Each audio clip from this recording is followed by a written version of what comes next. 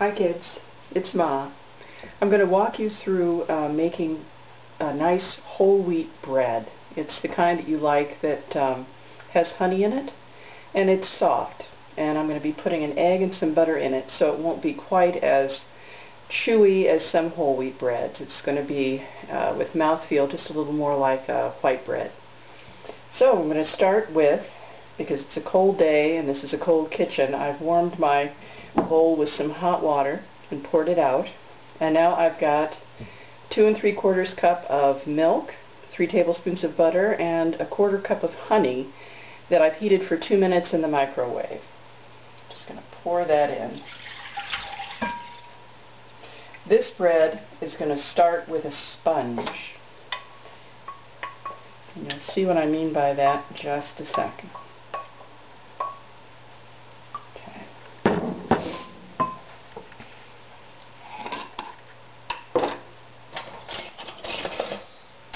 Put a tablespoon of yeast in it and just sprinkle that over the top. If you don't have a jar of yeast like I do, then it's exactly a packet. So if you buy it in a packet, that's fine. And we're going to let that sit for 5 minutes so the yeast will soften. Then I'll add some flour, and then we'll let our sponge rest.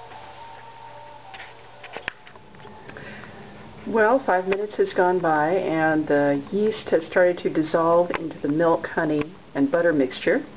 And now I'm going to add some whole wheat flour to start making the sponge. So I'll do that right now. I'm going to put 3 1/2 cups of flour in here.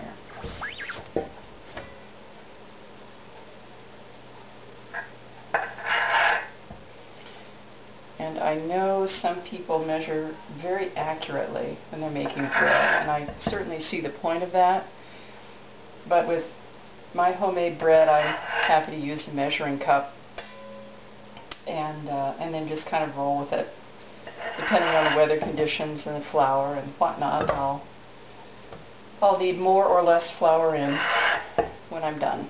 So let's see, we're about it.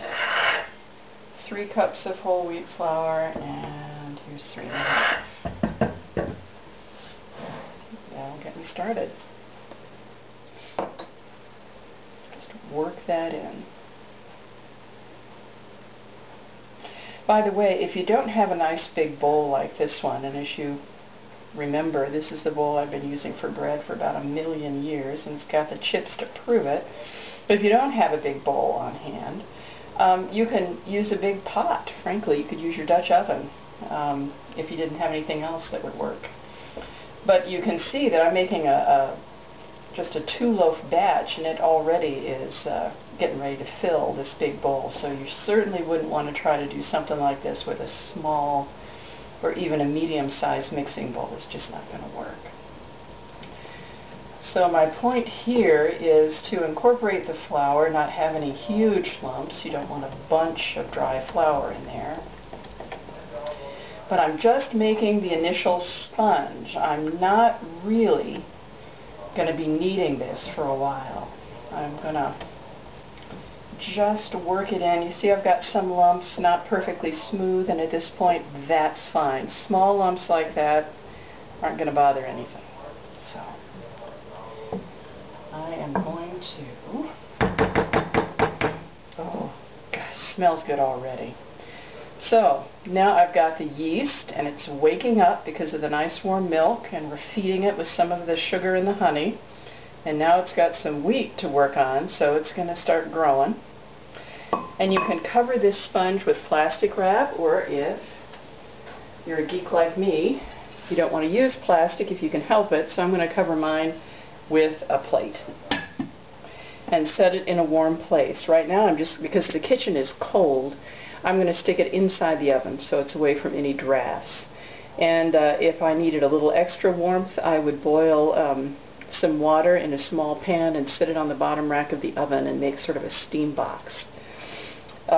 Because I've already been cooking today, there's enough residual heat in the oven, I don't need to do that. So I'm going to let the sponge rise and get going for about half an hour, and then we'll be back. Okay, 30 minutes has gone by. Let's see what this sponge looks like. Oh yeah. All right, at this point I'm going to add the salt, a tablespoon,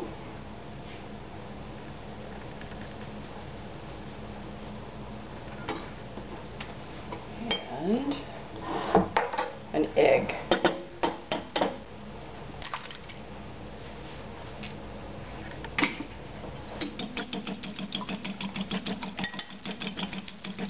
I'm going to beat the egg a bit before I put it in, that way it's going to mix up nicely. Alright. Oh yeah, look at that. Beautiful sponge.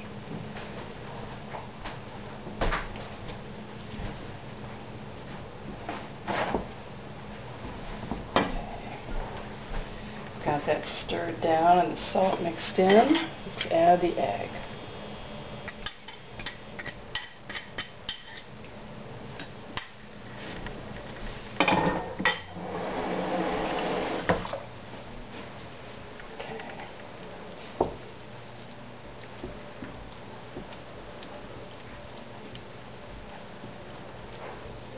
The dough at this point is going to try to fight the inclusion of the egg, but persevere. It'll mix in. Alright, now I'm ready for some more flour. I'm going to add just a cup more of the whole wheat, and thereafter I'm going to go with unbleached regular flour instead of whole wheat.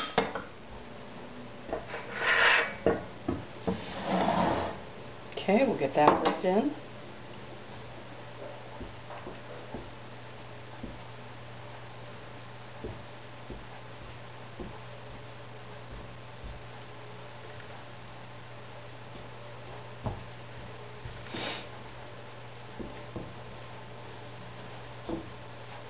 Again, persevere. I love this little wooden spoon of mine that has a hole in the middle. I use it for mixing doughs, but any stout spoon will do. If you do buy a wooden spoon, get one that's thick and sturdy. Don't get the super cheap thin ones, because when you start mixing bread dough with them, they're going to snap. Alright. Now you can see we're starting to get a dough that's pulling together, and it's getting a little stringy and clumpy, and that's what you want, but it's not ready to knead yet. So I'm going to grab my all-purpose flour, and I'm going to add a generous half cup in there to see if I get something that's about ready for me to get out on the counter and start kneading, which is the fun part.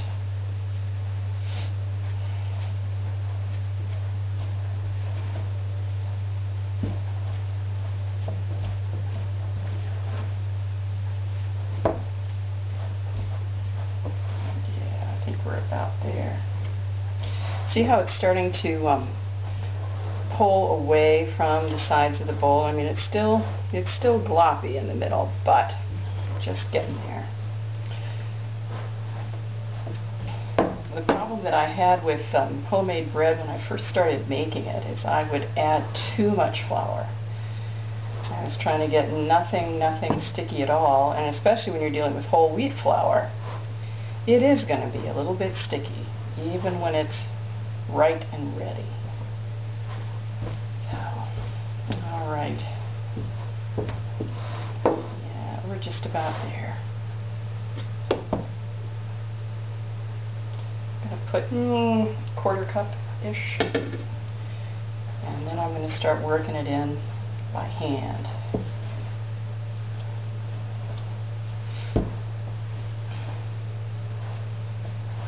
I wish you could smell it. So, I love the smell of yeast. Just adore it. And even though I haven't kneaded it very much, it's already, do you see it's getting some of that stringiness? That gluten is starting to develop. It's already getting some springiness to it, which I'm going to develop further as I need it. So I'm going to put my spoon away, start getting my hands dirty. All right.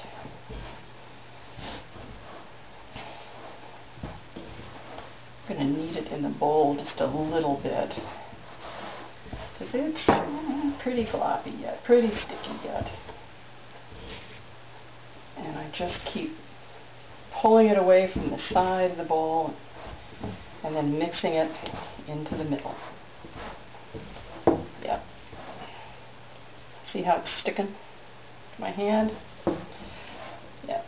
I'm never going to get rid of it entirely, not with a whole wheat dough, but that's a little much. So here we go.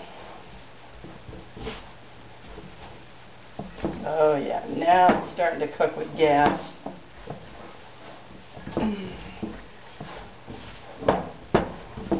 Feels so good too. A great way to spend some time on a cold, snowy afternoon, let me tell you. Alright, time to get rid of the bowl.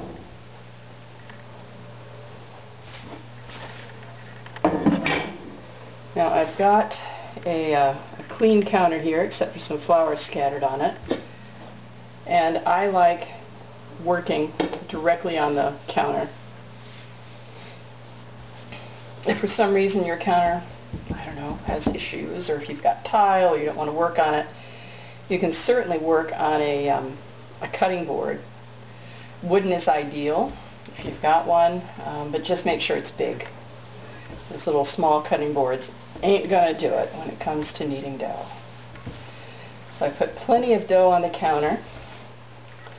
And you can see I'm just pulling the dough to the middle and then scooshing it with my hand. Not quite as vigorously as I want to, because I really do have a wet dough here. We're getting there. Oh yeah. Get the flour back on the counter where it belongs. And I'm just going to keep doing this. I push it, pull the end up to the middle, push it down with the heel of my hand, and just keep doing that. And you can see, still a little sticky. So, a little more flour.